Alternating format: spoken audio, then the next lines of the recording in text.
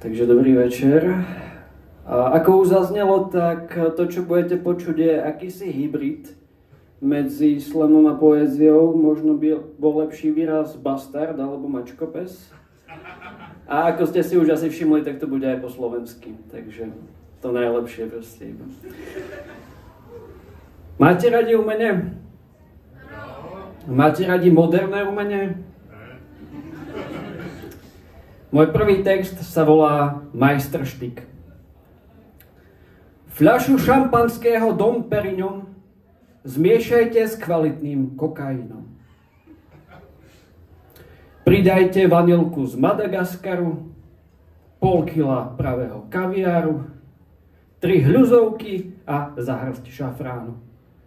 Potom tú zmes, dobre premiešanú, nalejte na perský koberec z Iránu. Takto vytvoríte umelecké dielo, kde súčet častí je viac ako celok. Pre znalca má obrovskú hodnotu, nevzdelanec vidí len hovnotu. Ale vy chápete moderné umenie a hlboké myšlienky ním vyjadrené bude sa vynímať nad krbom na stene. Až potom, čo smrad a hmyz zavládne v celom byte, až potom ten majstrštyk vyhodíte.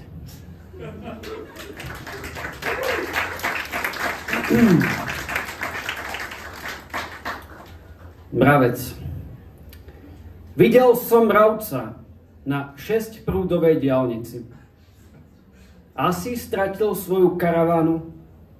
S mastným kusom plastu v kusadlách sa zázrakom vyhol kolesám minivanu. 6 nôh mu kmitá ako jadro cézia. Po ceste ho navigujú siločiari a ja, jeho budúca reinkarnácia, mu zo srdca prajem, nech sa cesta zdarí. Kalchymia. Alchymista prichystal čisté zlato len jeden deň na to, čo rozbil atom. Maskuje sa ako asket, rozpúšťa sa v ayahuaske. Miluje omamnú vôňu durmanu a knihy, čo mu neklamú. Prikladá tehlu k babylonskej veži, hoď vie, že na tom nezáleží.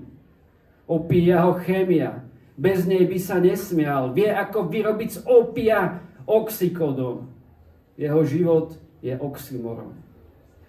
Zvykol si na triky kvantovej mechaniky. Súciti s mačkou v krabici. Chápe, že ide o princíp. A ten princíp znie, všetko je len približné. Pravda sa degraduje na vzorce, peniaze sa topia ako sneh a kadekto tára o dobrá a zle. Skrátka, o všetkom všetko vie a myslí si, že zachráni celý svet múdrymi rečami.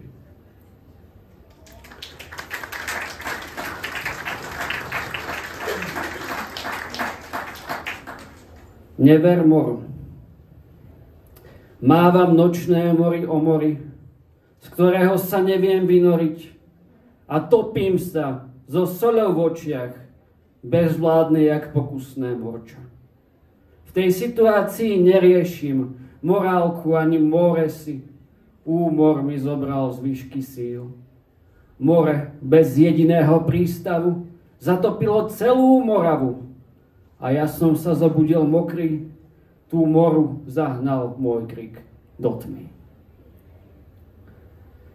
Mladšia doba skurvená. Vytrhli prales s koreňou len pre trochu chemickej lásky. Opičky a vtáky nestihli sa skryť pred dobou skurvenou.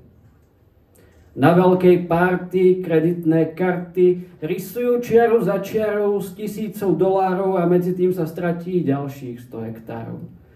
Planéta platí za naše viny, ako i my holdujeme svojim návykom. Zameraný na výkon. Predátor chce predať to, kryštály za zlato, kšeftuje s Mexikom. Hral karty s kartelom, vypral esá v rukáve, pralese telo za telom mizne pod agáve. S kondomom v anále, na colnej kontrole. Pes cíti čosi nekalé, ale nikomu nič nepovie. V krabici s banánmi, čo prišla s panami, je čistý kokain. Mizne pod rukami lojálnych lokálnych. Zlovestní lokaji temného pána dali za hrst bordel mamá, ktorá si vraví karma. Armáda kuriev na fete si zmýlila DMT a DDT. A teraz hynú ako včely, či vtáky, čo preleteli cez vysoké napätie. Z pralesa sa šíria správy, ako krvavá ozvena, že nastala mladšia doba skurvená.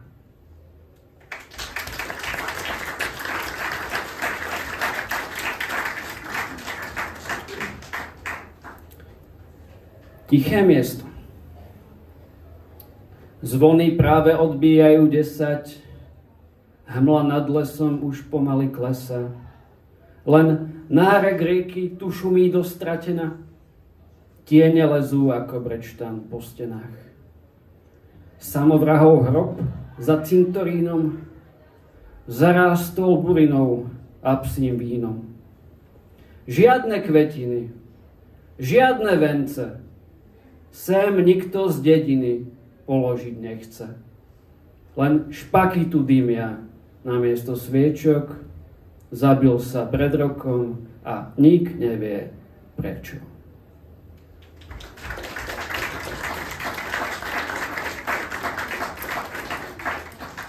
Niečo také kratšie na obveselenie, voláš sa to šéf kuchár.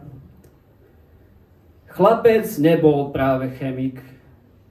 Myslel, že fenol je samec feny. Ale aj tak varil ten najlepší perník. Stačili mu na to voda feny.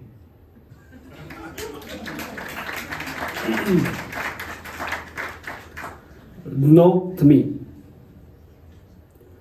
Kto dovidí až na dno tmy? Len Morfeus a jeho sny. Námesačný básnik po fľaši. Za svetlo takí nevďační stratenci, čo sa nenašli.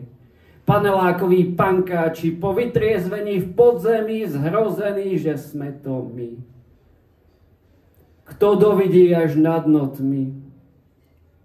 Tma nenosí žiadne ozdoby. Vysia v nej démoni a choroby. A kobra s jazykom vyplazeným na zemi sa plazí tam, kde spím. V tme počuť len zvuk kývadla. Je to jama, kam svetlo upadá. Tá tma, kam zavreli ma, sa zdá nepriehľadná, sťa čierny diamant. V nej sa odohráva dráma, ktorá nám nikdy nebude známa, po tme sa dá najľahšie klamať. Kto dovidí až na dno tmy? Len niekto veľmi vedomý, pri vedomí, kým iný spí, len ten, komu tma nevadí, nájde na jej dne poklady.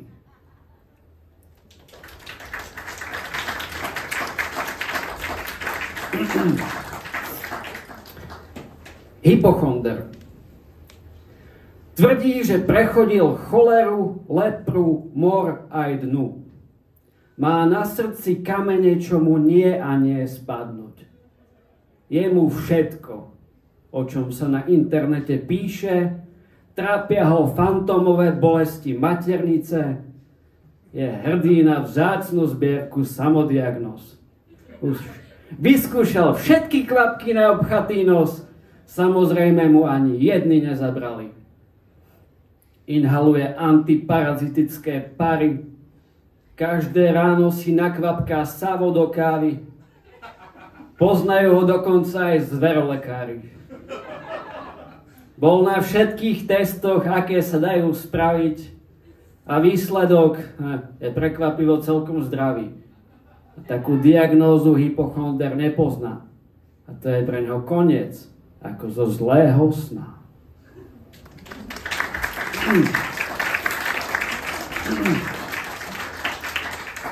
Teraz si dovolím niečo také osobnejšie trochu. Srdce Európy. Slovensko Ak by som mal veľké zväčšovacie sklo, vypálil by som do teba na mape čiernu dieru, len aby som zobrazil, čo sa podarilo urobiť Smeru. Slovensko má obrovský potenciál. Bohužiaľ to vždy dopadlo tak, že sa nakoniec ten najväčší zlodej smial. Privítanie chlebom a soľou na mieste, kde dobre už raz bolo, len si to nikto nepamätá. Sme srdce Európy a predsa riť sveta. Krása Tatier mizne v diali, tam pod dvojkríž sme pochovali všetky naše ideály a slobody. My nie sme ako iné národy, my sme národ holubičí. Slovensko, ľúbiť ho ma ničí. To Slovensko naše posiaľ tvrdo spálo, asi predstieralo komu. Žiadne blesky hromu nevzbudia ho k tomu, aby sa prebralo. Predalo sa za cash, mafián je kráľom, príliš zla sa stalo v štáte takom malom.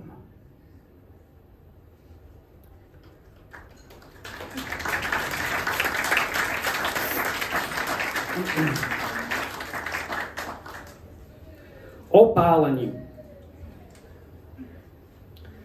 Hlavne nehás, čo ťa nepáli. Cítiš vôňu drahej cigary, keď nosom vdychuješ výpary, stúpajúce z kacierských hraníc, kde ľudí upálili za nič. Radšej zhorieť, ako vyhasnúť. Na úpal, alebo zápal pľúc, zapáliť mosty cestou ku šťastiu. Pravdu vypálili do chlastu. Pravda naozaj nie je pre slabých. Je pálivá ako wasabi. Palec hore, ak ti jazyk nespáli. Modrá planéta. Na nej plamene a dym. V Palerme majú problém s výpalným. Paloma pripálila Palmarín. A turisti sa prišli iba opáliť na Palm Beach. Nepál odpálil pár jadrových hlavíc. Stránky kníh spálili členovia strany. Nevadí, aj tak je všetko vypálené na disk. Niekto sa odpáli len preto, že vraj čakajú prekrásne panny. Kresťan sa obáva pekelnej páľavy. Vždy, keď sa rozpáli, až sa mu postaví. Všetci sme z uhlíka a preto horľaví.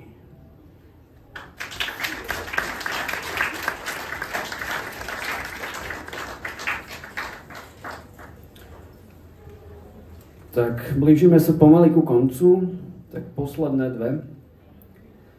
Promilénium. Spomínaš si na ten okamih? Storočie padlo spoločne s vežami a my sme s otvorenými ústami vstúpili do čias neznámych, keď klávesy už nehrajú tóny, ale sú nástrojom vojny. Spomínaš si na tú chvíľu, na čierno-biele fotky Černobylu, čierno-biele ako apartheid, ako lži, ktorý máme veriť. Betónové sarkofágy, luxusné obytné hroby, skrývajú armády zombí pod vplyvom novej drogy, sa všetko zdá tak ďaleko. Ďaleko je zvuk náletov, ďaleko ako Alepo. Alebo radšej sa pozri na nebo. Spomínaš si na ten okamih? Storočie padlo a nové bolo pred nami.